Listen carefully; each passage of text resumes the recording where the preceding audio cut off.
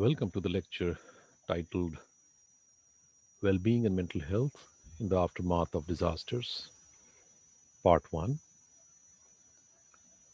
As a part of the lecture series, in fact, lecture 25 of the lecture series, Psychology of Well-Being.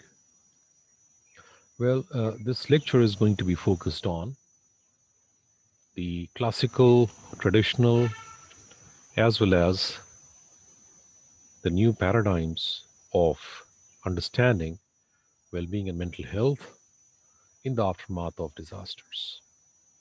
In the second part, which is going to be a subsequent lecture, the next lecture, we are going to go into the details of the new or the contemporary paradigm that focuses on the interdisciplinary approaches to understand post disaster well being and mental health.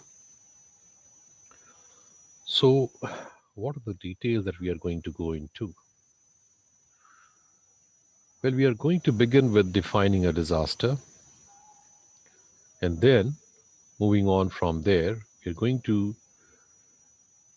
do a review of the concepts of well being and mental health. We're going to look at how different studies on well being and mental health, particularly with reference to disasters, have helped us understand the plight of the survivors and, in general, what is the promise of such concepts which have been the conceptual window to try and understand post disaster well being and mental health. So, a critical review of these concepts would be done.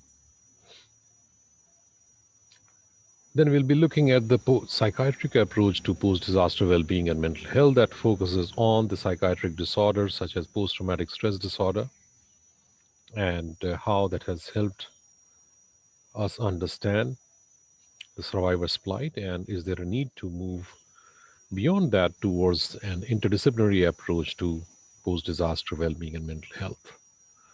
So that is going to be another important element of this particular lecture. And finally, we are going to talk about some important concepts such as suffering and healing, which has been a part of the interdisciplinary approach to understand post disaster well being and mental health. Well, how do we define a disaster?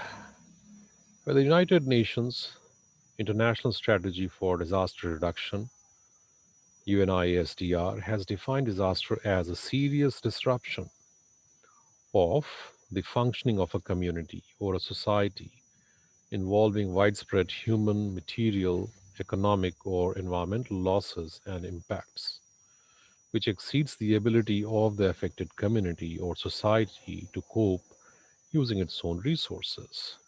So, this is something which is going to be very, very critical, that it's a serious disruption of functioning of the community, and on its own, it is assumed to be, or it has been observed rather, that the losses and their impact and the losses of various kinds, including economic, human, material, and environmental loss. And besides that, some uh, scholars have also talked about the losses pertaining to cultural identity or social identity of people, social injustice that they have been uh, exposed to in the post disaster setting. So, all that becomes difficult for people to cope using their own resources. So, that's a disaster, and the way, rather, it is understood within the literature. Well, let's do a review of the concepts of well being and mental health. What does it tell us? So, as per the World Health Organization, let us recall, as we had also studied in first couple of lectures in this lecture series, that mental health is defined as a state of well-being in which every individual realizes his or her own potential, can cope with the normal stresses of life, can work productively and fruitfully, and is able to make contribution to his or her community. Now, again, why we talk about mental health as well as well-being, or well-being as a part of mental health, because by definition, as we have seen, mental health is defined as a state of well-being in which individual realizes one's potential, can cope with stresses of life, and can work productively and fruitfully towards making contribution uh, towards one's community or society. However, despite such broad definition, a close look at the existing literature on well-being and mental health explicates that there are some limitations in the use of these concepts. What are these limitations? Number one, there has been no consensus on the definition of well-being. I think we have observed this in the first few lectures of this lecture series also, that it can be an important aspect of well-being, that there have been different definitions, there have been different aspects of well-being that have been pointed out in those definitions, but there is no consensus on a single definition of well-being, and that could be one of the issues that some of the scholars have pointed out. The second one, well being, is situated as a separate concept from mental health, with studies on mental health largely focusing on the prevalence of mental disorders. So rather than talking about well being and mental health as a resource for people, the focus largely has been within mental health studies on the prevalence of mental disorders. And well being is taken to be a separate concept from such a focus on mental disorders as a part of the concept of well being. Number three, well being is taken to be an intrapsychic entity experienced uniformly across human population as an indicator of adjustment to or control over environment. Now, again, this is something which we need to understand, that well being is taken to be an intrapsychic entity. Now, again, uh, rather than situating such experiences within the context, the focus is more on the intrapsychic processes, well-being being taken as something which resides within the individual, as a separate entity from the context in which a person lives one's life. And then finally, well-being is taken to be an acultural and apolitical concept, and how it may be threatened or reformulated within political or cultural context is not taken to be important. Now, again, it becomes important that how the individualistic focus has somewhere muted the important contextual processes that might be shaping continually or continuously the experiences of well-being and mental health. So these are some of the important elements that comes up as that, along with the growth of the use of well-being as a concept, there have been some issues, some limitations with such usage of this particular concept. Well, a related concern is how the psychiatric approach, which we just saw earlier, that the usual focus is on the individual, and within the study of mental health, the focus is on the prevalence or the presence of psychiatric disorders. So, what does this approach tell us about? Well, as loss of lives and property of drastic negative changes in the social order and human relationships may exceed human ability and resources to address the distress, disaster give rise to substantial risk to mental and social well-being of survivors. Now, that's the preamble on which the mental health studies are conducted. However, as we have noted, that the focus on post traumatic stress disorder or PTSD, with its major symptoms of intrusive recollection of traumatic events, then avoidance of any stimulus associated with the event. The third symptom, negative alterations in cognition and emotions. And then finally, the fourth one, heightened arousal or hypervigilance. Now, such a disorder or diagnostic category of PTSD has been used as a predominant way to study mental health, disaster mental health, within the traditional positivist paradigm to map the disaster related, to map the distress, I beg your pardon, related to disaster. Now, this is something which comes up as a focus of American Psychiatric Association too. Well, in the recent decades, however, it has been challenged by the claims of for its claims of universality and objectivity associated with such diagnostic categories as post-traumatic stress disorder. That whether it is universal, whether it is objective, there is a big question mark over there. Now, there have been various social scientists, psychiatrists alike, who have pointed such claims being problematic.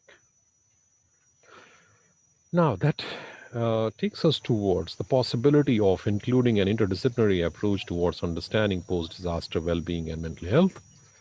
And what could be the reasons behind the need for such an interdisciplinary approach?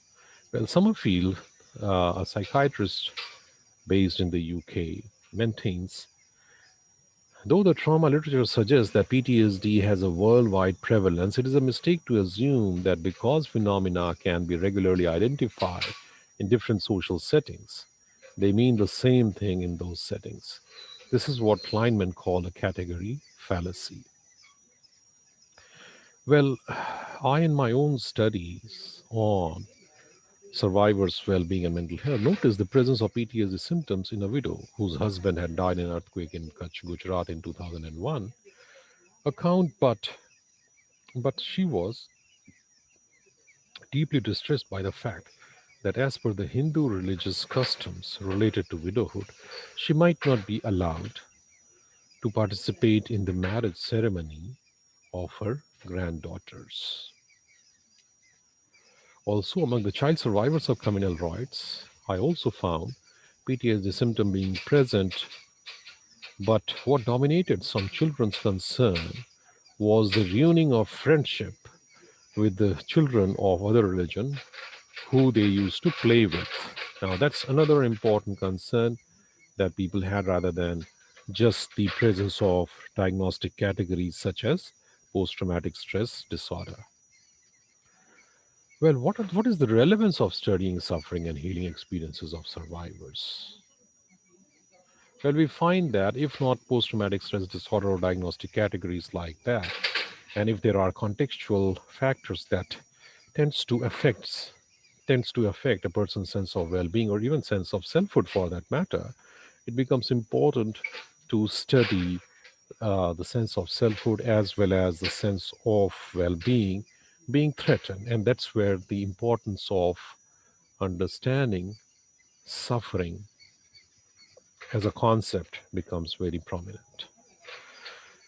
Well, Castle has defined suffering as in terms of what people can suffer from or what they have lost of themselves in relation to the worlds of objects, events, and relationships. So, what one has lost of oneself in relation to the world of objects, events, and relationships. So, rather than the conceptualizing distress just as something dysfunctional or yeah, in the form of the symptoms being present within the person, we look at it as what one has in terms of a sense of loss that could be related to relationships, events, objects. And that is something which makes it importantly associated with one's own sense of self and how that is affected because of various events like disaster and even the aftermath of disasters. Well, most generally, suffering can be defined as a state of severe distress associated with events that threaten the coherence or intactness of person. Now, again, as we have seen, the notion of who I am, what is important for me in terms of my personal social roles. So that is something which gets impacted, and that's how it is said that intactness or coherence of person gets threatened because of certain kinds of events, including disasters or the post-disaster context.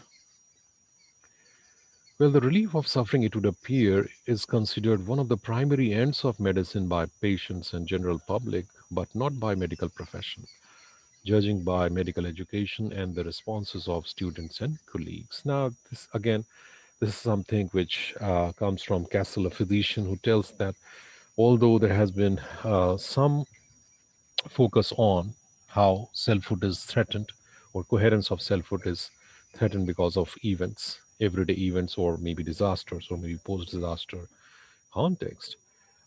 Medicine by and large focuses on uh, symptoms and its reduction, which might not be sufficient to address the plight of patients or survivors.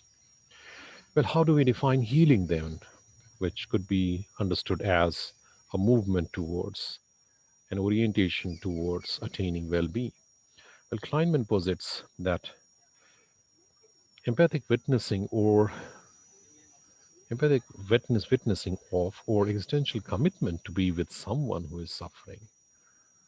So again, empathy as well as the resolve to be with the person during crisis, during suffering, may facilitate his or her building of an illness narrative that will make sense of and give value to his or her experience. So that is very critical that during crisis or during suffering, during distress, when the meaning of self, coherence of self is affected, the empathic witnessing of another person could be a therapist, could be a friend, could be a healer, and the commitment of that person to be uh, with the person during crisis or suffering, it may help make sense of and give value to one's own experiences by the sufferer.